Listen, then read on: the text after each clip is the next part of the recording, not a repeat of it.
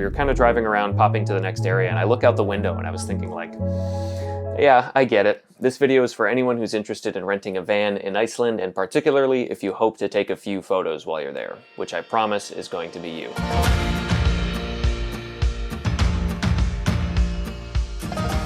So as a 20-something-year-old American whose eyes are generally bigger than his wallet, the desperate attempt to squeeze as much value as I could from every single dollar and hour of PTO meant that a recent trip to Iceland in August of 2024 had two parts. The first was a jaunt through the world-famous Laugavegur backpacking trail, and I already have two ways to experience that journey live on my channel. The second part was where we racked up hundreds of kilometers and kroner on wheels, living the van life around the western half of the country. So this was it, the quintessential way to experience Iceland and the #1 destination for someone who needs to make an epic cinematic travel short film. Now it was my turn. And I'll be honest, it wasn't exactly what I expected. Because on one side, you have the jaw-dropping natural wonders Iceland is famous for, and well-deserved, and almost total freedom to chase them. And on the other, you have the wind, the rain, the cold, the costs, the crowds, and the logistics. So here's everything Instagram and TikTok doesn't tell you about living the van life in Iceland, and what might help if you're planning something similar. First off, there is of course a lot of truth to that digital postcard that gets delivered to you on your feed. There's the Golden Circle, the most common and obvious road tripping route, and the one that me and my friends actually resorted to when we found ourselves with too much time on our hands. But I'll get to that later. And that is a route that is deserving of its name. Amazing geothermal geysers, unbelievable waterfalls, and sweeping vistas all around you give you plenty of reasons and opportunities to stop off on a gravel lot on the side of the road and spend as much time as you want to soak it all in. Yeah, one big problem with that is that everyone else is doing the exact same thing, and the economy of Iceland knows that.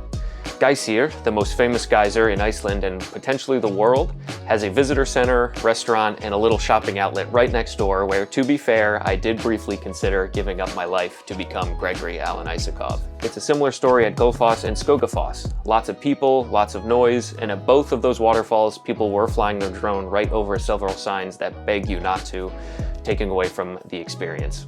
Now, before I continue with this video and any potential ranting that's going to ensue, I do want to be clear that these are all my opinions and preferences, both in terms of an experience that I expected to have versus the one that I did have, as well as the experiences that I probably prefer to have anyways. I had just come off a 50-mile backpacking trip through the difficult but quieter Icelandic highlands, a journey that of the over 2 million tourists that visit Iceland annually, only about 5% of them will do that hike. Which is actually pretty high, that's a pretty impressive number. But it made me realize that I'll always lean towards something quieter, slower, and something like the trail over those high traffic hits, and that's my personal preference. It's totally fair to say that I should have done more of my own research and should have known what I was getting into, and I will give you that and more, because the decision to see the Golden Circle in the first place was the symptom of a larger problem that was totally our fault. Because the planning we undertook for this part of our time in Iceland was, looking back, a little embarrassing. Our original vague itinerary had us spending most of our time here, at the Snæfellsnes Peninsula, a place that was deliberately away from the crowds and usual tourist locations, and somewhere that I could not impulse buy a fedora. So we gave ourselves all 3 nights to slowly explore this peninsula, and realized pretty quickly we covered most of what we were excited about in about 7 hours. So we found a campground, and after poking around Google Maps for a while, decided that popping all the way back down to join the fray at the Golden Circle was going to be our best bet. Setting us back some money, but most importantly, valuable time that could have been spent better if we had prepared properly. Now, I can fully acknowledge that that mistake is on us, and a lesson I'm likely not to soon forget. I'm only saying all this to give you fair warning and to hash out clearly and precisely what you'll be doing with your time to make the most of it. On the topic of those campgrounds, there's also the cost to consider. And while Iceland's reputation for being expensive is definitely well earned, van life does have its own exciting burn rate. The rental itself wasn't cheap, even splitting it between all 3 of us, and every night at the designated campground came with a fee of around $60. Some of the more tourist-heavy stops had entry costs or paid parking, and those are small charges individually, but they do add up if you're covering long distances and several stops. And it was something like $125 for gasoline in total. We did keep food costs down, luckily, by living off what was left from our backpacking food. Not glamorous, but it did work, and still we were made very aware of how quickly Iceland makes you pay for the flexibility of having a van. And there is always the risk of that flexibility being totally canceled out by another famous Icelandic staple, which is the weather. Now, we were blessed with fantastic weather during our hike, but just a few miles from the coast for 3 days in the van proved to be a lesson in patience, with brutal winds and near constant drizzling that just as often turned to regular rain showers.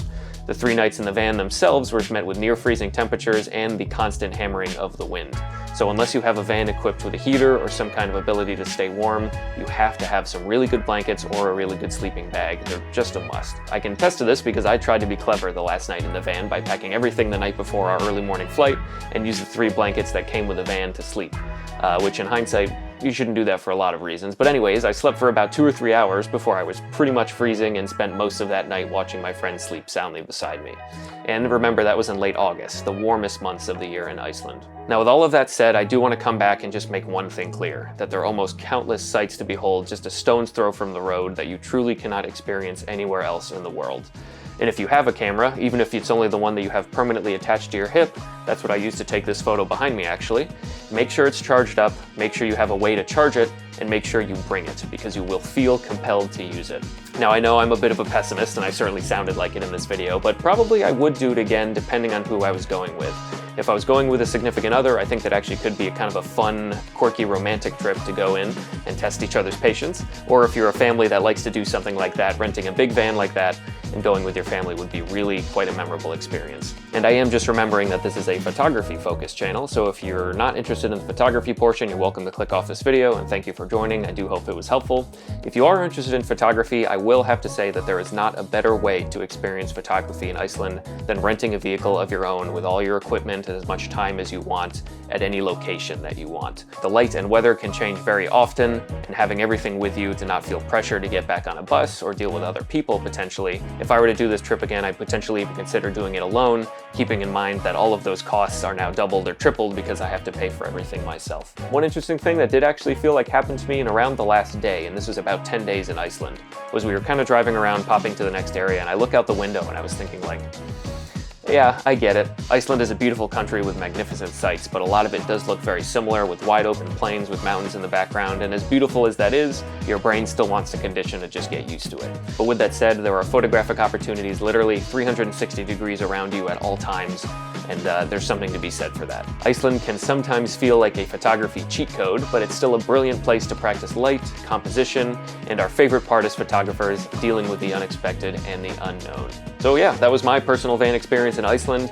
Sometimes magical, often quite a bit messy, and a good reminder that flexibility does come with a price, whether that's in kroner or whether that's in comfort. So thank you very much for watching. Hopefully I did not come across as too pessimistic, because I generally am not the type of person to seek perfection in life. Without problems to solve in life, there are not opportunities to grow and thrive. So thank you again for watching, and I'll see you guys next time for more photography content. Take care.